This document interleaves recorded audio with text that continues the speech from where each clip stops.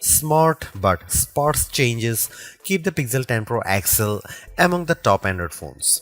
It remains underpowered for tasks like gaming, but that doesn't matter if your focus is on the still excellent cameras, super bright display, or AI features. Just be aware that to get the most out of those features, you will have to wait for updates or for Google's tools to get to grips with your data. The Google Pixel 10 Pro XL is named in part after its size, but to get to grips with how good a phone it is, it would be wrong to focus on physical qualities alone. It is easy to point to things like the phone's incredibly bright display or its versatile cameras as major selling points. But this is a phone where the true value lies beyond the specs list. There are, in typical Google fashion, lots of AI features to play around with, features with a wide range of applications and utility. It's just a pity that Google seems to have learned some bad habits from Apple in not having all its features ready for launch day. Plus, Google flagship phones' inherent weakness in terms of power remains, even if battery life has improved. As the final big Android phone launch expect this year, I have been testing the Pixel 10 Pro XL against its main competition and also the latest iPhone just in case you are considering switching to or from an Apple phone. It's resulted in some of the most interesting phone comparisons of 2025 and I am thrilled to be able to take you through them. Pre-orders are up for the Pixel 10 Pro XL and its siblings until retail launch day August 28. If and when you decide to buy the Pixel 10 Pro XL, it will cost $1199. That's technically more expensive than the Pixel 9 Pro XL from last year, but what's actually happened is that Pixel dropped the 128GB model. It's a shame that you can't get a cheaper extra large Pixel now, but it's not strictly a price hike. If storage matters to you, you can spec 512GB or 1TB for $1,319 and $1,549 respectively. But increasing the storage locks off certain color options. Only Obsidian Black offers all three options, while Jade Green is only available in the basic 256GB. There are no big changes from last year in terms of overall shape or materials. Google is still using matte textured toughened glass on the back, Gorilla Glass Victus 2 on the front and shiny aluminum sides holding them together. There is still a reliable IP68 dust and water resistance rating too. There are alterations to be found if you look closer. Google made the phone's rear G logo metallic, slimmed and bezel around the rear camera bar, moved the SIM card tray to the top of the phone and added a second speaker opening to the bottom. But the only real difference is the overall width. The size change results in a larger display and a total weight that's about 5% heavier than the Pixel 9 Pro XL. That gives the Pixel 10 Pro XL the status of the heaviest of the main flagship phones on sale today, although only by a few fractions of an ounce. One other changes that applies only in US Pixel 10s is the removal of physical SIM support.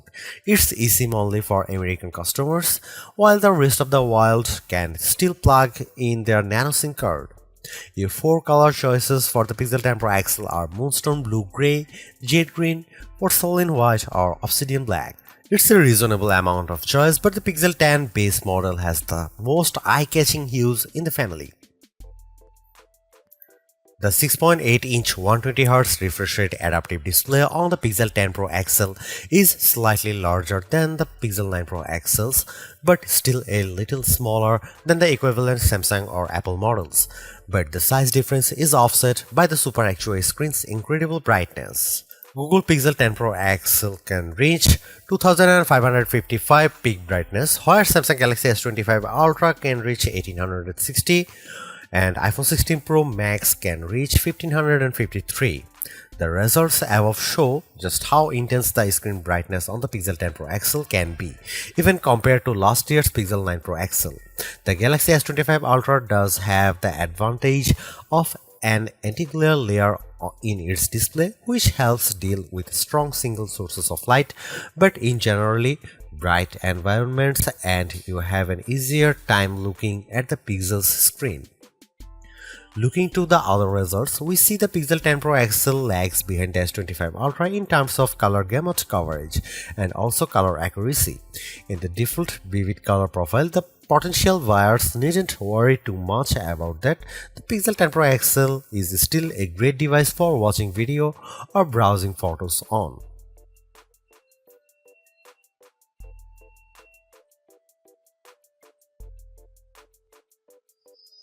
You might be surprised to hear that the Pixel 10 Pro XL's camera are identical to the Pixel 9 Pro XL's, at least on paper.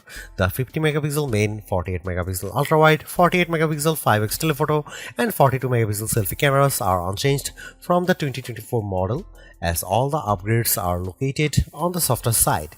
Here we can see some camera samples of the Google Pixel 10 Pro XL. Let's kick off the comparisons with main camera shot of a cottage.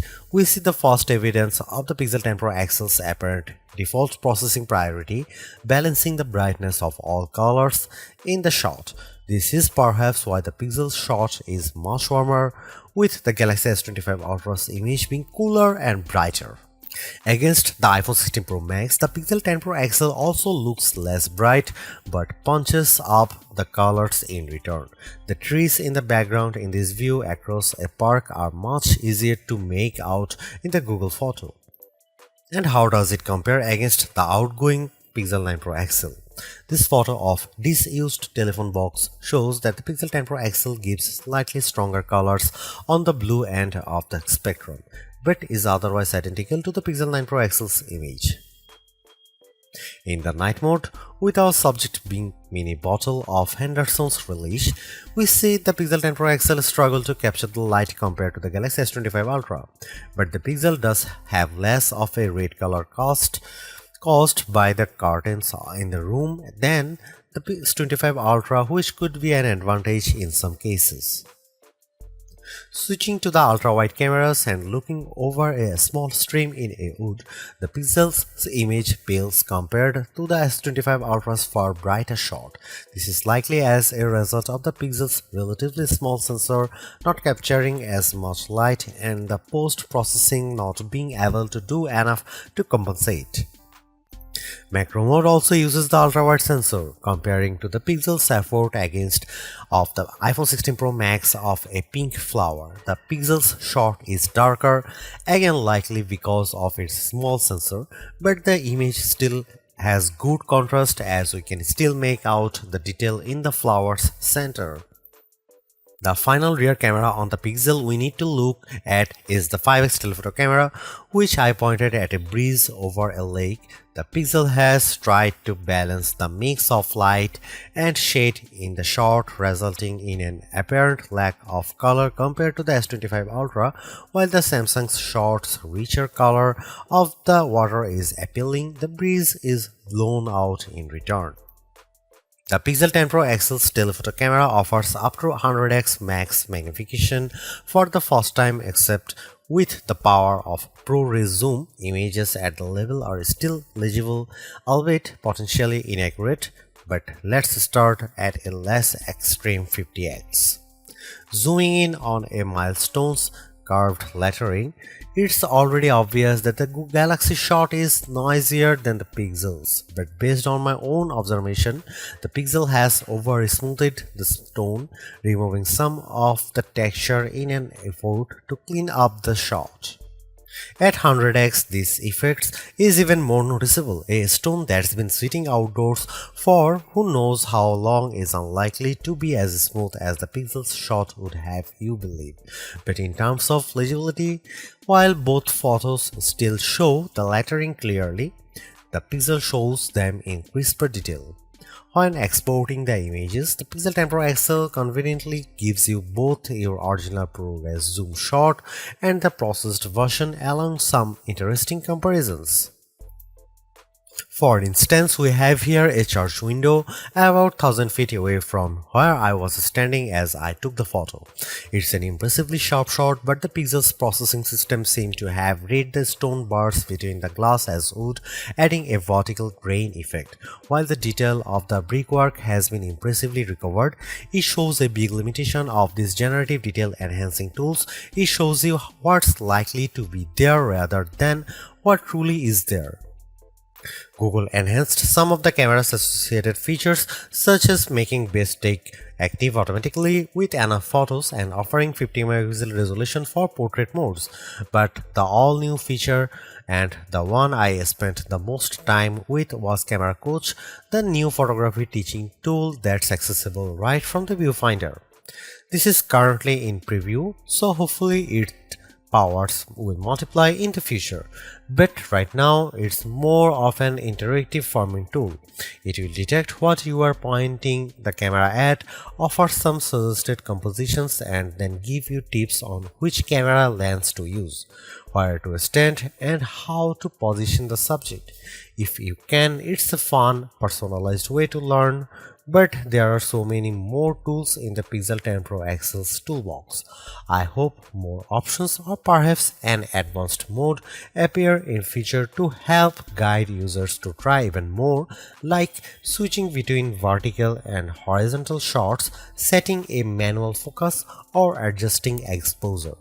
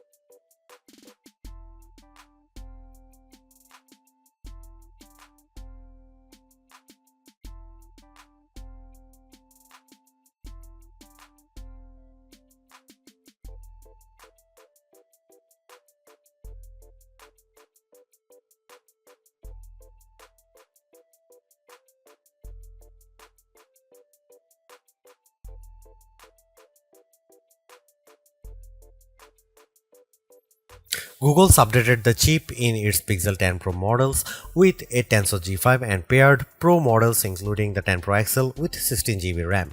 Considering that previous Tensor-powered Pixels have lagged behind in performance, we were curious to see how this update changes things. As the results demonstrate, the Pixel 10 Pro XL is noticeably improved over the Pixel 9 Pro XL, but is still underpowered when looking at the Snapdragon and A series chips that power the Galaxy S25 Ultra and iPhone 16 Pro Max. The Adobe Premiere Rush video test shows this specially. In my general gaming test of playing the graphically intense RPG XR Stress in order to get a consistent 60 FPS frame rate, I had to turn off anti-aliasing, reduce the resolution from ultra to high and environment quality down to average, and even the game would still experience hiccups. Android flagships with Snapdragon 8 Elite can easily handle this game at maximum settings. Now that the 128GB Pixel Pro XL model has been discontinued, the Pixel 10 Pro XL starts with 256 GB storage with the option to up that to 512 GB or 1 TB storage. This should be speedy storage to load and unload thanks to Google using the UFS 4.0 memory standard with 512 GB or 1 TB of storage on a US model. You also get zoned UFS, a feature that supposedly organizes data within your device's storage to improve its efficiency, speed, and the device's lifespan. We are not sure why this is limited to only a 2 out of 3 storage options and only to American customers, but it sounds like a bonus worth having. Google's made a few but effective upgrades to the Pixel 10 Pro XL. It's a masterclass in efficiency, changing and improving just enough to stay amongst the top of the pack in the most areas. The display's brightness is unmatched and the camera's ultrawide perhaps aside offer a balanced, natural look that I can see a lot of people liking.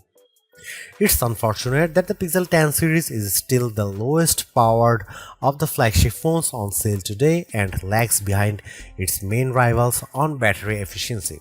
Hopefully, access to Google's latest AI tools makes up for that for anyone who decides to take the plunge, although perhaps give it a couple of months if this is your primary reason. Hopefully, by then the seemingly incomplete Magic Q and the preview version of the camera coach will have been made whole. The Galaxy S25 Ultra may still be a better pick for you if you want more power and power efficiency from your phone. The Pixel 10 Pro may also be a better fit than the XL, considering you only sacrifice display size and battery life for a cheaper phone that's otherwise just as capable as its larger sibling. But the Pixel 10 Pro XL is the most capable and competitive of Google's latest batch of phones. If you are buying a phone right now and want best-in-class software combined with top-tier hardware, this Pixel is probably the one to pick.